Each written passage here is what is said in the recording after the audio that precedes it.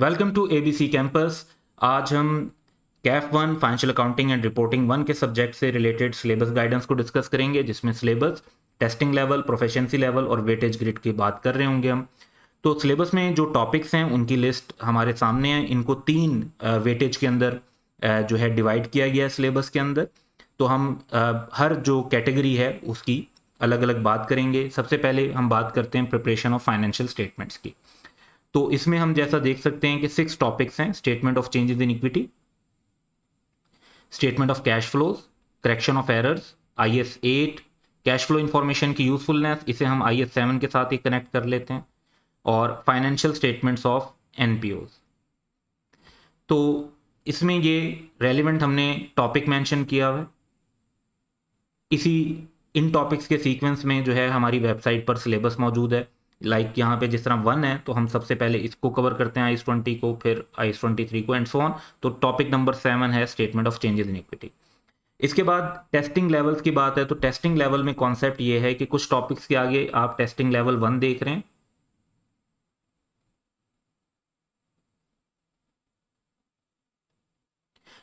ये वो टॉपिक्स हैं जिनसे अगर एग्जाम में क्वेश्चन सेट होगा तो वो मैक्सिमम 8 मार्क्स का सेट होगा, 8 नंबर तक का। इसके अलावा आप टेस्टिंग लेवल 2 देख रहे हैं। इन टॉपिक से 20 मार्क्स का क्वेश्चन सेट हो सकता है। तो ऑब्वियसली अच्छा, कम का भी हो सकता है और ज़्यादा का भी हो सकता है, यानी 8 का भी कर सकते हैं, 10 का, 15 का, 20 का, डिफरेंट वे से कर सकते हैं। प्रोफिशिएंसी लेवल जो है वो तमाम के तमाम टॉपिक्स में आप नोट कर रहे हैं कि वो P2 लिखा हुआ है। और P2 का बेसिकली मतलब ये है कि लर्निंग आउटकम इंटरमीडिएट लेवल पर होगा, और इसमें moderate level of ambiguity, complexity और अनसर्टेनिटी होगी। एज अ कंपैरिजन कॉन्सेप्ट ये है कि जब आप PRC लेवल कवर करते हैं तो वहाँ पर ज़्यादातर आपके टॉपिक P1 लेवल यानी लो लेवल ऑफ एम्बिग्विटी पर टेस्ट हो रहे होते हैं। तो यहाँ थोड़ी सी कम्प्लेक्सिटी बढ़ जाती है और मॉडरेट लेवल ऑफ एम्बिग्विटी आ जाती है। और जब आप फाइनल लेवल पर जाएंगे तो वहाँ पर high level of ambiguity incorporate होगी।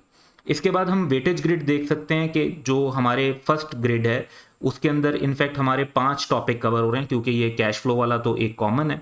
तो इन 5 टॉपिक से 35 से 45 मार्क्स कवर हो जाते हैं। उसके बाद 3 टॉपिक हम देख रहे हैं कि सेकंड एरिया में कॉन्सेप्चुअल फ्रेमवर्क और इंटरप्रिटेशन के अंदर, इसमें कॉन्सेप्चुअल फ्रेमवर्क है, इंटरप्रिटेशन ऑफ फाइनेंशियल स्टेटमेंट है, और IS 33 अर्निंग्स पर शेयर है। तो ये 20 से 30 मार्क्स, 24-25 नंबर यहाँ से पेपर में कवर होते हैं। फिर नॉन करंट एसेट से रिलेटेड हमारे 5 स्टैंडर्ड्स हैं, और इनको हम वैसे अपनी स्टडी में सबसे पहले कवर कर रहे होते हैं। सिलेबस में ये एंड में मेंशन है। इनसे हमारा तकरीबन 30 to 40 मार्क्स, ऑन एवरेज आप 35-36 मार्क्स कह लें। तो ये 5 टॉपिक ये हैं। तो हमारे टोटल 13 टॉपिक्स बन जाते हैं जिनको हमने कवर करना होता है। और सबसे पहले हम ये एरिया कवर करते हैं, उसके बाद हम सेकंड एरिया की तरफ चलते हैं, और सेकंड और थर्ड थोड़ा मिक्स करके ही करते हैं, कुछ टॉपिक सेकंड से, कुछ थर्ड से, एंड सो ऑन। तो एक तो ये कॉन्सेप्ट हमें ध्यान में रखना है कि जी हमारे कौन से सिलेबस में टॉपिक्स हैं, उनका टेस्टिंग लेवल क्या है। टेस्टिंग लेवल 1 मतलब 8 मार्क्स तक एग्जामिन हो सकता है, टेस्टिंग लेवल 2 यानी 20 मार्क्स तक हो सकता है।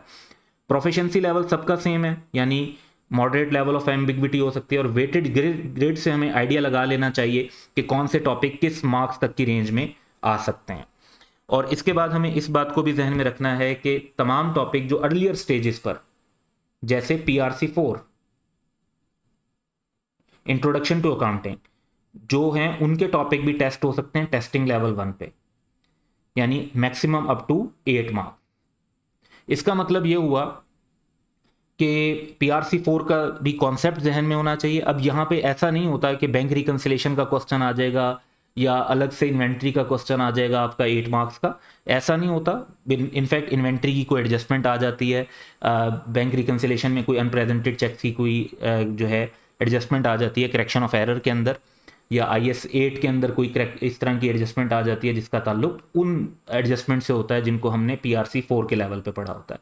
तो क्वेश्चंस इन्हीं टॉपिक्स के होते हैं जो करंट सिलेबस के हैं, उनमें कुछ एडजस्टमेंट प्रीवियस टॉपिक से कनेक्ट कर सकती हैं, जैसे bad and doubtful debt, inventory की एडजस्टमेंट हो गई, या फिर बैंक रिकन्सिलेशन की एडजस्टमेंट हो गई, या एक्रूवल प्रीपेमेंट की एडजस्टमेंट्स हो गई।